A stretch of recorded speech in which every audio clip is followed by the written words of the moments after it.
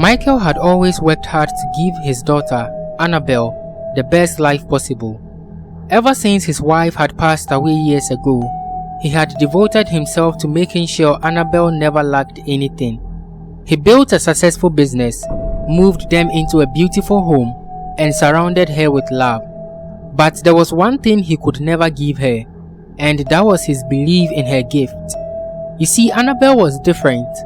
From a young age, she had an unsettling ability to see the truth hidden behind a person's mask. She didn't just sense dishonesty, she saw it. When people spoke, their true intentions flickered like shadows behind their words, and sometimes she could even tell what was yet to come. But her dad, Michael, had always dismissed it.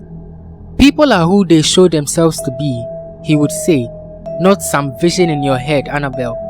Still, Annabelle never stopped warning him when she sensed danger, and he never stopped ignoring her. Then, Janet came into their lives. She appeared one evening, standing by Michael's side in their living room, her beauty effortlessly captivating. Tall, elegant, with a voice smooth as silk, she had an aura of perfection that could disarm anyone. "Annabelle," Michael said, beaming, "I want you to meet Janet. She's very special to me." Annabelle froze the moment her eyes met Janet. A wave of nausea washed over her. She saw it instantly. The darkness behind Janet's smile. The shimmering mirage of wealth and grace was a disguise. Behind it lurked hunger, deceit, danger. "She is a liar, Dad," Annabelle blurted out. "She's not who she says she is." The room was silent. Janet's expression twisted in shock. "Excuse me?" Michael's face darkened. "Annabelle, that's incredibly rude. Apologize right now." Annabelle clenched her fist. "No, Dad. She's only here for your money. And if you marry her, you are going to die." Janet gasped. "Michael, I don't know what to say." "Enough!" Michael snapped. His voice was louder than he had intended, but he was furious. His daughter had never been so openly hostile. Janet had been nothing but kind to them, so why was Annabelle acting like this? "Go to your room, now!" Annabelle held his gaze for a moment. Her eyes filled with something that sent a chill through him. Fear, not for herself, but for him. Then she turned and left, her small frame disappearing up the stairs. Michael sighed and turned back to Janet, who looked on the verge of tears. "I'm so sorry," he nodded, taking her hand. "She just has wild imagination sometimes." Janet sniffled and nodded. "I understand," she murmured. "But Michael, do you really think I'm here for your money?" "Of course not," he assured her. "I trust you, Janet." And so, the night carried on. Michael and Janet sat together, talking and laughing, while upstairs, Annabelle sat awake, staring at her door, her heart pounding with dread. She had seen something that her father refused to see, and it was only the beginning. Days passed and Janet settled further into their lives. Michael was happier than he had been in years, but Annabelle was sinking deeper into silence. Then one morning, she woke up gasping for breath. Her head spun as a vision crashed into her head. A roaring fire, black smoke, people screaming. She saw the building where her father worked, engulfed in flames, bodies crumbling into ash. And then, as if time had frozen, she saw her father's lifeless form among the wreckage. "No!" she whispered. She quickly ran downstairs, still in her pajamas, and found Michael grabbing his briefcase by the door. "Dad, don't go to work today." Michael glanced up, surprised. "Annabelle, why not?" "Please," she begged. "Don't go today. Just don't go."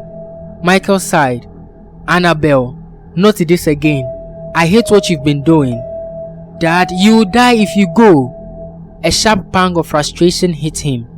He loved his daughter, but her visions, these disturbing prophecies, were starting to cross a line.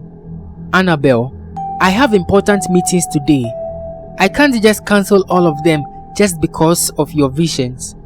Michael turned and went straight to his vehicle. But Annabelle ran outside and dropped to her knees in front of his car, blocking the way. Michael froze. "Annabelle, what the hell are you doing?" Tears streaked her face. "Please," she whispered. "Please don't go." Something in her voice shook him.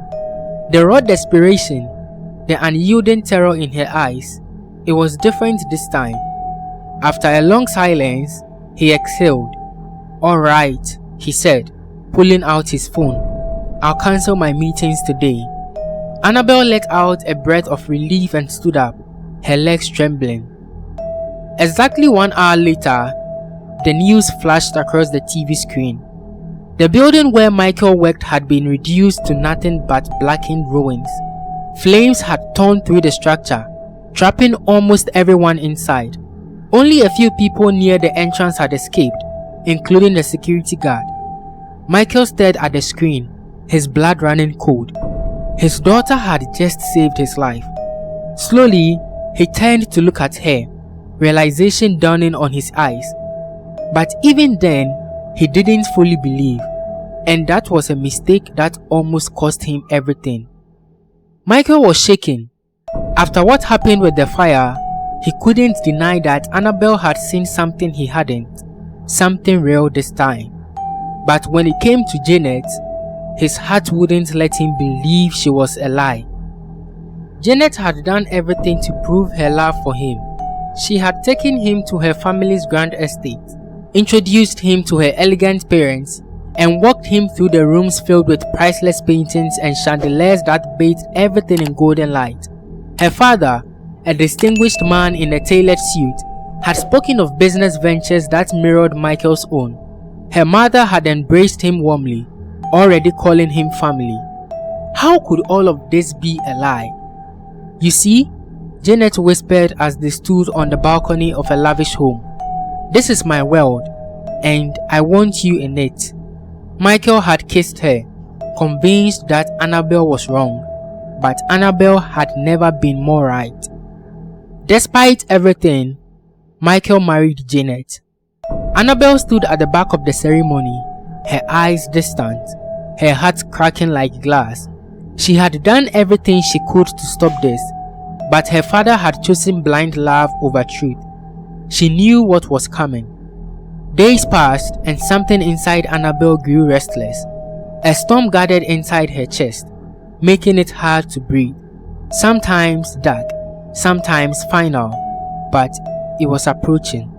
And then one night, Janet received a call. A man's voice on the other end, low and urgent. "Time to finish the job. Get it done, Janet. No more delays." "Understood," Janet replied. Then one evening, she stepped into the kitchen. She hummed softly as she cooked, her hands moving smoothly over the cutting board, the spice rack, the dishes. Then she reached into her pocket. A small vial, a single sprinkle of fine white powder into 2 plates. Then she smiled. "Come and eat," Janet called cheerfully. Annabelle walked into the dining room and quickly froze. The air thickened. The walls seemed to tighten around her. A slow creeping chill crawled over her skin. She felt it. Poison. The moment she saw the plates, she knew. She saw Janet's shadow, and beneath it, the truth flickered. A serpent waiting to strike. Michael walked in, stretching his arms, smiling. Something smells amazing." He sat down and picked up his spoon, ready to take the first bite. But then, Annabelle grabbed his wrist. "Don't eat that, Dad." Michael sighed, his patience wearing dangerously thin. "Annabelle, what is it this time?" She didn't look away from Janet. She didn't blink. "The food is poisoned. She put poison in the food, Dad." Silence. Janet gasped. "Michael, is your daughter serious?" Michael turned to Annabelle, his face hardening. Annabelle, do you hear yourself? Janet cooked this meal for us.